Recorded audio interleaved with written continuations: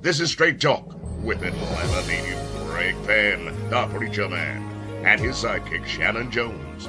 Frank discussions of issues affecting the ATL, Fulton County, the state of Georgia, the nation, and around the world.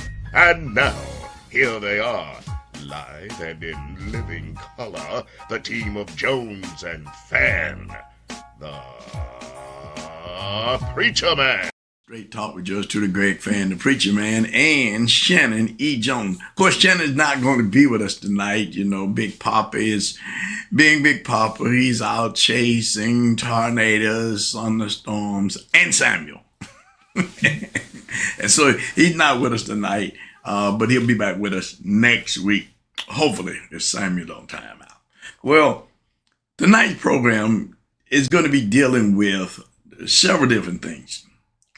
One, we have a young lady who was a neighbor of the Supreme Court Justice and his wife, Samuel Alito, who has had the flag that was flew upside down, which was a desecration of the American flag, and now serving on a jury that is looking at whether or not Donald Trump has immunity or not as the President of the United States, as well as looking at some other cases that that involves Mr. Trump and some others.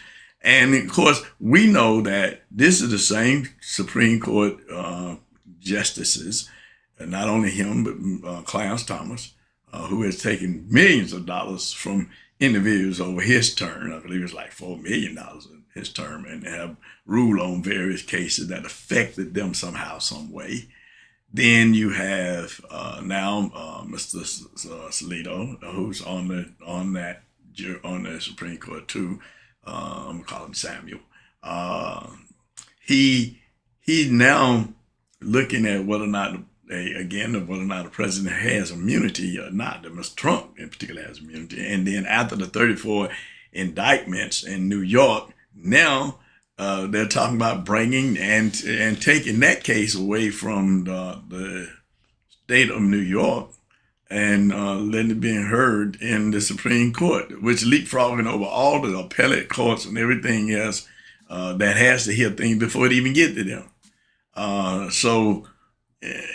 You know, this whole notion of having a Supreme Court, which is supposed to be the final arbiter of whether or not the Constitution is being dealt with is being interpreted in the right way, right? That's their role. They're supposed to be looking at if the Constitution is being interpreted in the right way and then rule on it. Well, you know what they did with abortion and gave that back to the states.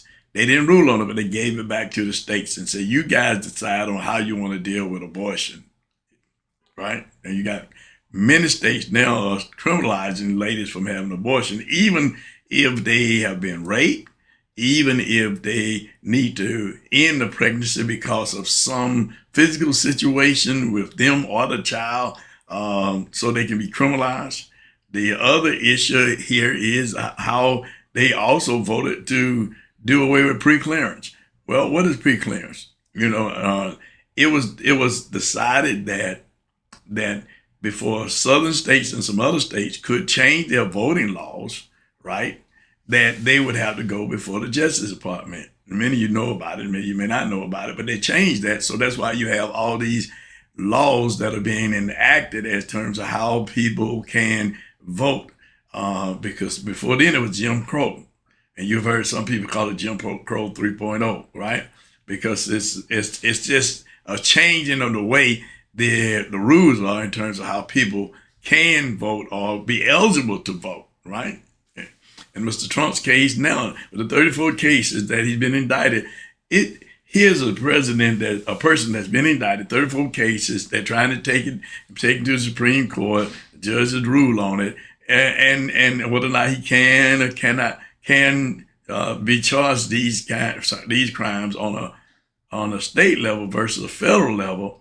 Well, boy, I tell you, this thing is getting crazy. It's getting out of hand.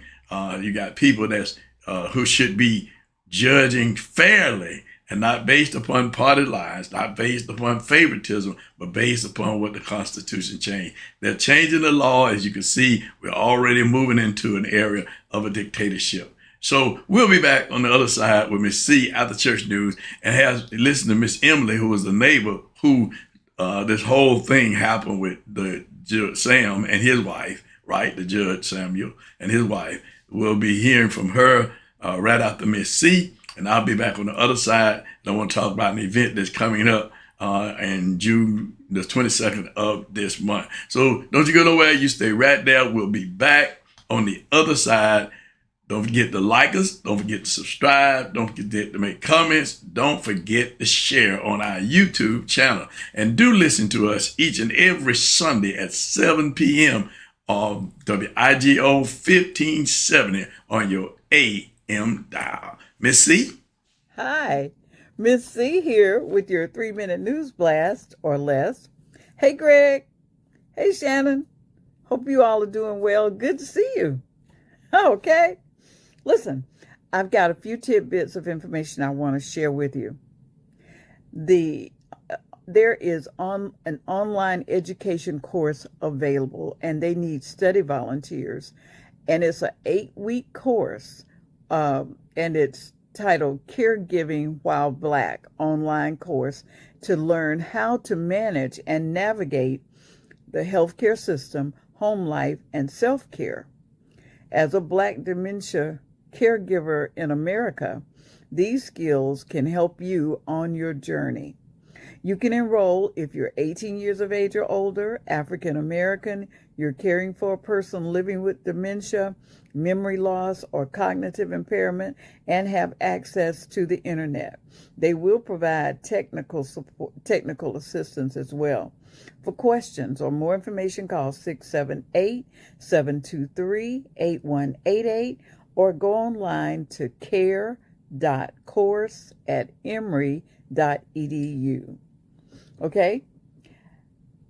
The 6th Episcopal District, YPD, will sponsor Socks and Suds Mission Project, and they're requesting your donations of unscented soap, socks, toothbrushes, and toothpaste. On Saturday, June 15th, beginning at 10 a.m., they're asking you to bring your donations to Turner Chapel, AME, 492 North Marietta Parkway in Marietta, Georgia. All items collected will be given to the Must Ministries. And I think this is such a worthwhile cause that these young people are trying to do. That's Saturday, June 15th, beginning at 10 a.m. at Turner Chapel, AME. They want your donations of unscented soap, socks, toothbrushes, and toothpaste. Listen, I'd be happy to announce your event as well. You can email it to me to straighttalknews1362@gmail.com. That's straighttalknews1362@gmail.com.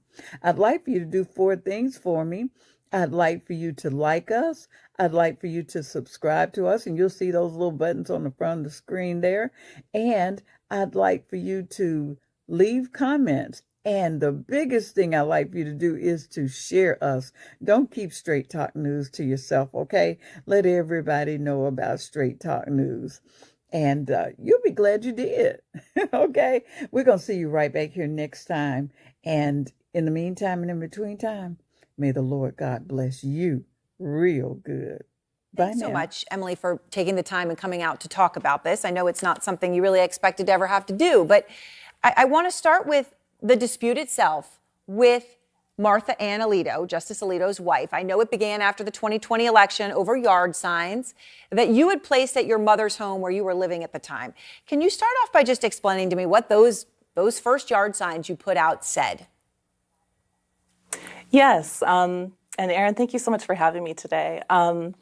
My first yard sign that I put up was an anti-Trump sign. It said F Trump in glitter cursive letters. And, you know, it was just as like a message to the world that I see Trump as a danger to our democracy. And I see him as a self-proclaimed fascist. Like he said, he wanted to be a dictator on day one of his presidency. And so I just used my small influence in my small corner of the world to just, broadcast my views like that. All right. So you put the F Trump sign out in glitter, and Mrs. Alito responds, right? So tell me about that, how she reacted. Yeah, so there were a handful of times that we somewhat interacted, like not actually speaking, but she kind of stopped in front of the house and gave us a long glare. And I just want to emphasize that the interaction that happened on February 15th is the one that they're using as an excuse for why they flew the flag. And I really want to hammer home the fact that that happened on February 15th, and their flag went up 2 or 3 weeks before that. So even if it were a valid excuse that they were having a dispute with a neighbor and that made them put the flag up, that timeline just disproves it. It just doesn't make sense. No, it doesn't. And I want to go to that in detail. But first, just the very basic. When you put up the F Trump sign and she walks by and she glares, had you ever talked to her before? Did you realize that this was Martha Ann Alito? Yeah, so when I moved back to the area in 2020, I did know that the Alitos lived in the neighborhood. I didn't know which house. I didn't know what they looked like. And so it didn't take me long, though, to put 2 and 2 together. And to realize who they were when she's standing outside. So you realize that she's upset about this. So then when January 6th happens, my understanding is, and correct me if I'm wrong here, Emily, because I'm trying to make sure I have all the timeline right as well, but you then added a yard sign, Trump is a fascist, which you had just indicated you feel that way, and you are complicit. And I want to ask you about those specifically, because Justice Alito says that those specific signs, you are a fascist, and I'm sorry, Trump is a fascist, and you are complicit, were, quote, directed at his wife. Were they? Yeah, no. So January 6th was a dark day for our democracy. And I think people of all ideologies feel that way. We all saw this direct threat to our democracy, and it was chilling. And so my putting up a sign that says Trump is a fascist, because I believe that he's a self-proclaimed fascist, and you are complicit, includes everyone. It includes everybody in the GOP who, endorsed this or didn't say anything against it, or Trump himself, who said, stand by, and it's to everyone. And I also think it's to, people on my side of the spectrum. It's like, what are we really doing to hold these people accountable for this attempted coup and insurrection? Like, we need to do more, I feel like. And so, okay, so now let me get to the upside down American flag, because, and to go through this in a bit of detail, because I think here is where your point about what he is alleging happened here does not comport with the timeline. So the flag is flying. Justice Alito says his wife flew it because she was, quote, greatly distressed by her disputes with you. And in a letter just explaining his motivation to put up the flag, he says, and I quote him again, Emily, a house on the street displayed a sign attacking her personally. I guess that's the you are complicit or that you were just talking about, but that you say was not directed at her. And a man who was living in the house at the time trailed her all the way down the street and berated her in my presence using foul language, including what I regard as the vilest epithet that can be addressed to a woman, which is the C word. Now, let me just break this down, Emily. You say it was you who said those things. It was not your now husband. But you say Alito is lying here for another very basic reason. Can you explain? So at best, he's mistaken, but at worst, he's just outright lying. And there was a neighbor who even witnessed this and witnessed me using that unfortunate term. And what else I said in that interaction is so important, and I hope it's not getting forgotten in the discourse around the word. In that interaction, she approached us, started screaming at us, used all of our full names, which to me felt like a threat because you're a stranger. We don't know you. You don't know us. How do you know our full names? And I just I started yelling, "How dare you?" Because they both were there at the same time. So I said, "How dare you? You're on the highest court in the land. You represent the Supreme Court of the United States. You're behaving this way. You're yelling at a neighbor. You're harassing us. How dare you? Shame on you." And I did use the word. So if that in any way, distracts from that real message, I do regret using the word, because the message is important. It's like the power imbalance between these people and me. I'm nobody to them. So, and the fact they took umbrage with my sign is telling enough. It shows like a bias, doesn't it? I mean, and I want to talk about that, but just to be very clear on the timing, he's saying that she put up the flag because you said those things. But when we look at, there was actually, you called 911 on that day. There's actually a police report about that incident. And that shows that the timing just doesn't work, right? The flag was up before. The flag picture that the New York Times had was weeks before that incident actually happened, where you called 17th. her that word. So what he's saying here, you're saying at best mistaken, but it certainly is just, it's categorically by the dates not true, right? She didn't put the flag up for that reason. Absolutely, 100%. And that's what I want to really drive home to people, is that this happened on February 15th. And we know that because they had been harassing us so long that we were like, we need a paper trail of this. Like, we better call the cops right now. Like I said, these are federally protected people. They have security detail. They represent the judicial system. They are the law. And I am just a regular person. And so it's, we called the cops that day. It was February 15th. And I think the photo of the flag was on January 17th. Yes. So the timing doesn't add up. I do think it's important, Emily, just to emphasize here that, this is happening between you, your husband, your household, and a Supreme Court justice and his wife. And a police report is called. I mean, it is pretty stunning just to even think about that. Can I just ask you about your interaction with him? He's there. He says this happened in his presence, this altercation where you're saying she was screaming at you with your full name and you responded with the C word. What did he do? What did he say? He didn't say anything. And I find that very telling, because I feel like in any other situation, somebody would step in if they see somebody like accosting someone like that, and they would say, "Hey, ease up a little bit. Let's go. Let's walk down the street." He didn't do anything. He just kept walking and basically disappeared. Never said a word. I mean, so I want to ask you about one other thing. Around this time, the Alito security detail started doing something that you perceived as threatening. They have a security detail, and something specific happened. What was it?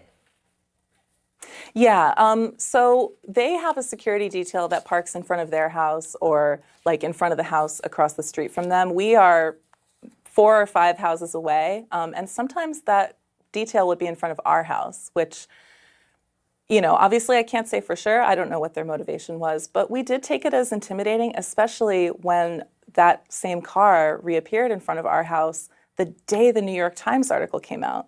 And I don't know what else we're supposed to get from that. But you certainly felt threatened. And let me just ask you, Emily, you talking before this, and I think I don't want to say anything inappropriate, but I know you were nervous to talk. You thought about this long and hard to decide whether you thought it was worthwhile to speak out. Why do you think it is so important that you tell this story?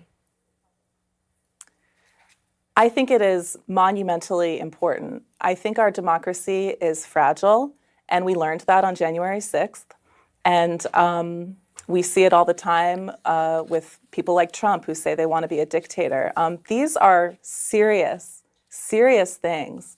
And I just want people, regular people like myself, to understand that we live in a democracy, and we don't have to watch our democracy become a dictatorship or a fascist, Christian nationalist society. Like, we need to pay attention. We need to stand up, organize, and resist. All right. Well, Emily, I appreciate your time, and thank you so much for talking to me. Well, first of all, I just want to thank Miss C for her news and information. As always, Cynthia's always have a lot of news and information to share with us, the viewers and listeners of this program. And if you have news and information, don't hesitate. Don't hesitate to send it to Miss C. Miss C would love to share your information on Straight Talk News. And you can send it to her by going out to Straight Talk News 1362@gmail.com, or you can just go straight to Straight Talk. Yeah, Straight Talk at 1362@gmail.com. You can either send the Straight Talk News at 1362@gmail.com, or you can send it to Straight Talk 1362@gmail.com. Either way you do it, Miss Center get it, and she'll get your news and your information out. Okay? Well, we have the young lady here today, Emily, who was talking about, her ordeal with the Supreme Court Justice and his wife, and how they dealt with her and what they did, and how really they felt intimidated. She as a citizen expressing her views and opinion, in which we always argue about First Amendment, freedom of speech, but how she and her family were looked at upon because they were actually really not supporters of Mr. Trump. And of course, the justices, they're supposed to be nonpartisan in what they do and their duty. They're supposed to look at things again from a constitutional basis in terms of whether or not it is in line with the Constitution or not in line with the Constitution in terms of how it's being interpreted by them. But we're seeing a lot of bias from these judges, like Judge Cannon. And they keep talking about the Democratic judges and what's going on with the Democratic judges, and the Democratic judges are doing this, and the Democratic judges are doing it because of Biden want them to do it. And when people talk about what somebody else is doing, you better watch them, because that's really what they're doing themselves. When they start talking about what so-and-so doing such and such, so-and-so doing such and such, you better be watching them and watching what they're doing, because actually what they're saying other people are doing, 9 times out of 10, that's what they're doing themselves. And this country is in a bad shape when we have judges who took the oath of office that they were going to rule and judge impartially, and they would not use their position to influence or be influenced by any outside entities as it relates to the law, what the law said they can and cannot do. As you see, as we showed you last week, where the former president, Donald Trump, was indicted on 34 charges in the state of New York.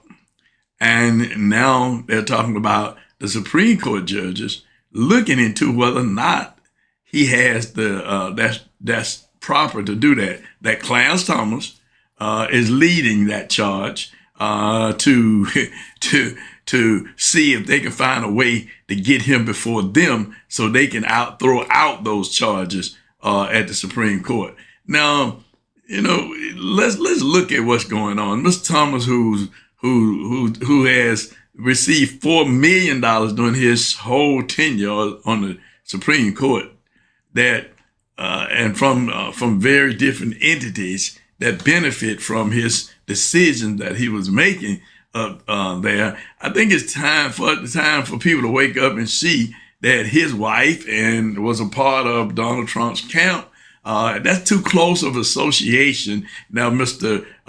Samuel was talking about his wife, and if Mr. Trump did it, he did it. I mean, if he was wrong and he did it, he did it. And if others did it, they did it. Like Mrs. Chesberg and Sidney Powell and the other young lady, Mrs. Ellis, they already admitted the fact that they did it. And they did it because he asked them to do it. And he was led to do it. And they were led to believe that once he got back in office or wherever, his Justice Department was going to look out for them, and all those charges and everything was going to be dropped.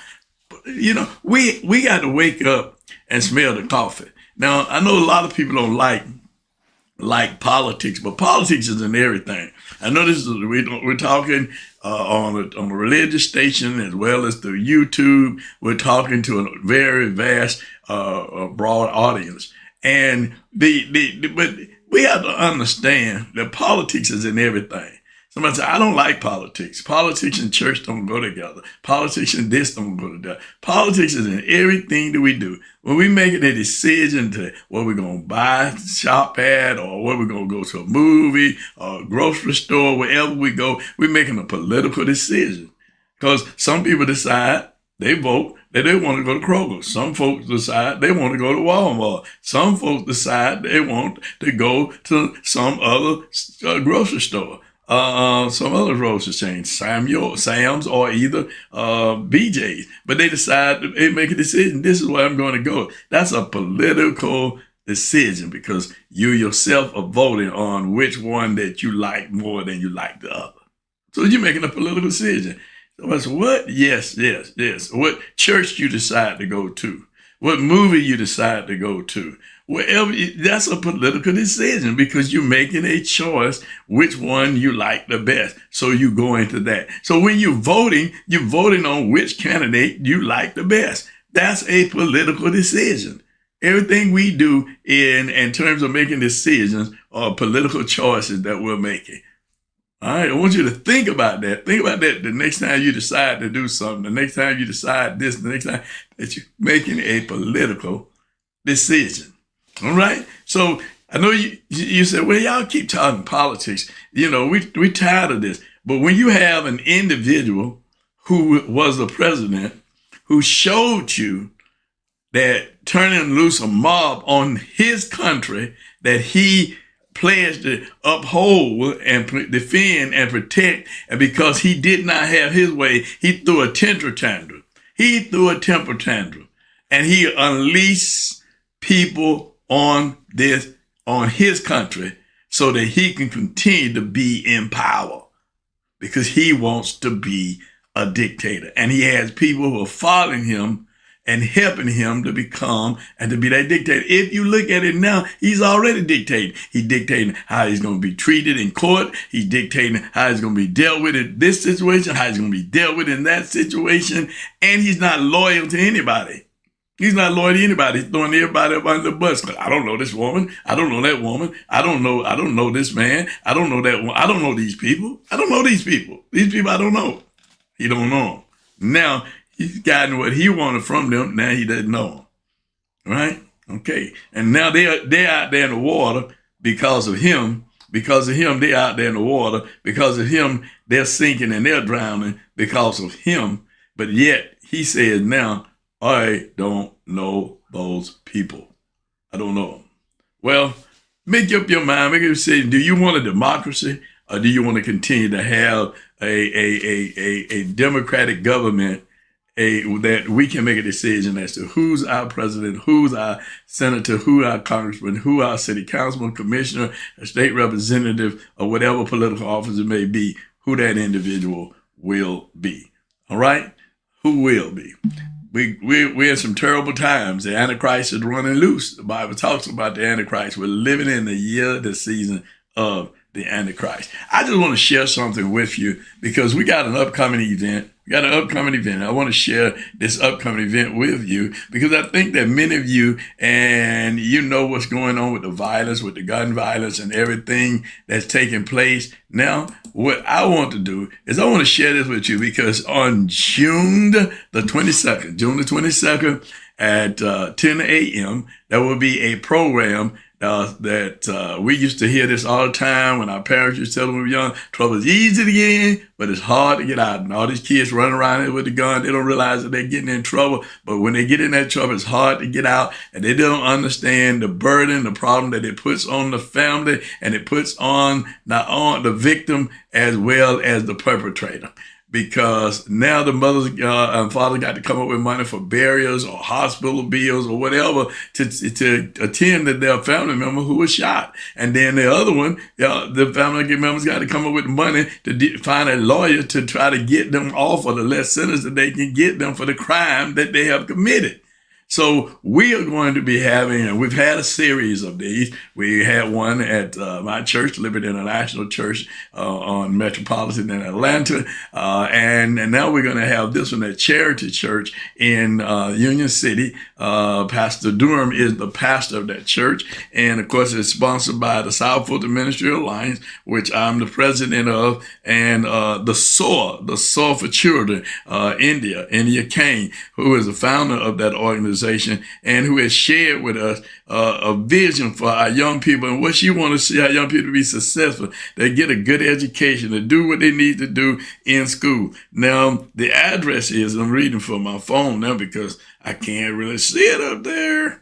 The address for the church is 5069 High Point Road, Union City, Georgia, 30291. That's 5069. That's 5069 High Point Road, Union City, Georgia, 30291. The pastor again is Bishop Wilford Durham Jr., and that's Charity True Church. The Truth Church. All right. So come on and be out. Bring your young people out. We're going to have young people who've gotten in trouble and have had to serve time, who want to tell other young people how easy it is to get in trouble and how hard it is to get out of trouble. How easy it is to get in trouble. Making a mistake and now you won't be like Donald Trump. You get a felony. No. You have a felony record. You can't get certain apartments, you can't get certain jobs, you can't do certain things because you have a felony record. We want to get our children in a position so they can be successful in life and not a failure in life because they made a mistake when they were young. Okay, so don't not do this. Come on out, be with us on June the 22nd at the church, at Charity True Church, 5069 High Point Road, Union City, Georgia. We'll have young people there. We'll have people from the police department there, kind of talk about what their role is in dealing with and how they try to prevent crime and people committing crimes, and so they don't have to go to jail. Well, we're going to get ready to get out of here. I want to just say, don't forget about Bernice King, her Father's Day pre-program that's going to be held there in College Park at the auditorium. I'll be there bringing the word, looking to see you there. That's going to be on that Saturday program is going to be there in College Park, Georgia. If you give me just a minute, I will tell you where it's going to be, the location of the auditorium. That's on Main Street in College Park. If you're in College Park and you're on Main Street, you're definitely going to be there by the auditorium. It's going to be, it's a pre-Father's Day program, and you can call for information at 44643-9391. That's 44643-9391.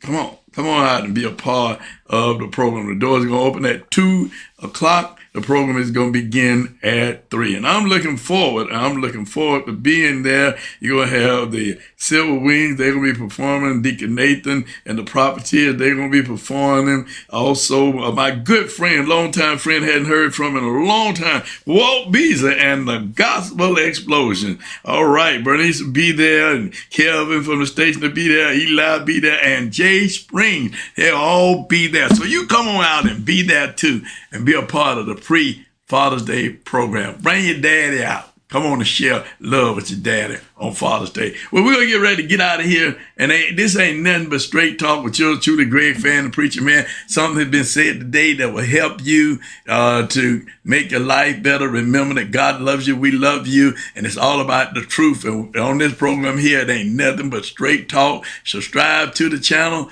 Like us. Make comment. Share on our YouTube channel. And do listen to us each week on WIGO 1570 on your AM dial. You have a great one. Guest on Straight Talk. Email Greg Fann at FANN922 at Comcast.net or call 404-308-0795. Join us again for another episode of Straight Talk with Shanan Jones and Greg Fann, the Preacher Man.